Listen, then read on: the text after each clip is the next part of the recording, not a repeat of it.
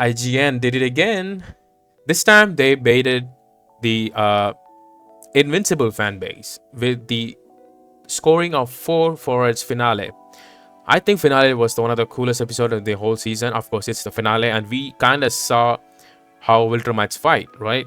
They are ruthless, and especially Conquest. I mean, even the name Conquest itself, he gives literally a monologue why his name is Conquest. It explains everything, and it kind of gives you the framework of what you expect from the show. But for some reason, IGN reviewers think it's bad.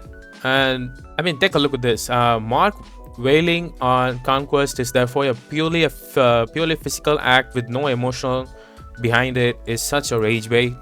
It is one of the most emotional part of the whole episode. How can he say it's a no emotion behind it? I don't understand that. And the Wiltermite is a complete stranger, and giving him lengthy monologues this late into the season feels entirely pointless. What?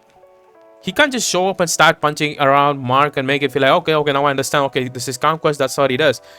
The whole part of the episode of his monologues were the best ones. You can clearly understand why Conquest is one of the best villains out there, man. This review is just shitting on it, and people are completely hating it because everyone saw the show. Because people usually wait for the reviews to see before they go into watch a movie in theaters, but today it comes into your phone or a PC. People can sit down and watch it the day it releases. So when you put out a review, you need to understand that people are going to see it after watching it. Most of the people who are reading this review have watched the episode, they have their perspective, and then they see it, and then they literally shit on your review because you think it's bad, because the whole world thinks it's a really good show and a really good episode. The thing is, the guy who reviews actually says this episode is the baddest one out of the whole season, which means he gave pretty good reviews on other episodes. He kind of dislikes this last one. For some reason, he thinks the ending was kind of unanswered on Mark's dilemma. I think Mark's dilemma was pretty good and answered. I mean, when he first killed Angstrom Levi and he came back, this time he made sure that he's dead. He went back and saw his dead body, and probably Caesar betrayed him. The whole story is pretty good, but for some reason he thinks this is completely unanswered, and he kind of says that Mark does not care about the people die in the fight. Mark does care about the people. That's why he's emotionally affected in most of the fight, not just physically.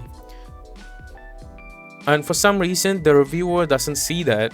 And then the Eve coming back to life after a brutal beating from Conquest, I think we all saw it coming, right? Eve wouldn't die. She's one of the MCs, and I think everyone saw it coming that she's not going to die, even with the technology Cecil has or her own power can bring her back, and that's what happened. And for some reason, he think it's kind of restless. I think he think it's not up to the stake. But we understand. But the whole point of seeing her getting beaten, her whole jaw being busted open, because to show how powerful the bad guy is, not that she's weak, to show how powerful this guy is. It doesn't matter you have magic, Viltrumites will kill you. That's what they're trying to emphasize here. But for some reason, the guy who reviewed this doesn't see it that way. That's why at this point I think IGN is just rage baiting fans to click on it, because as I said, people watch the show before they read any kind of reviews. I'm pretty sure there are some people out there who read reviews before watching the show, but most of them, I would say more than 50%, watch the show when it drops and then read the reviews. You get egg thrown at you for this. I think one of the negative things about the show, I would say, is animation. People have big hope on animation because people have been watching a lot of animes, and anime is becoming more mainstream. People kind of wanted that level of animation, but we didn't see that much. The animation was, I wouldn't a mid to upper mid level. We didn't see a really good animation that we saw in season 1.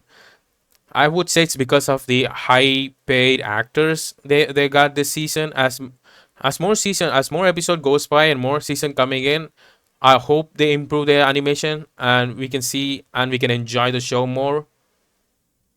Other than that, this story is one of the best we've seen in years, and Amazon did a great job. Okay, and IGN It's just a clickbait. This is just a clickbait. That's what I wanted to say. Bye.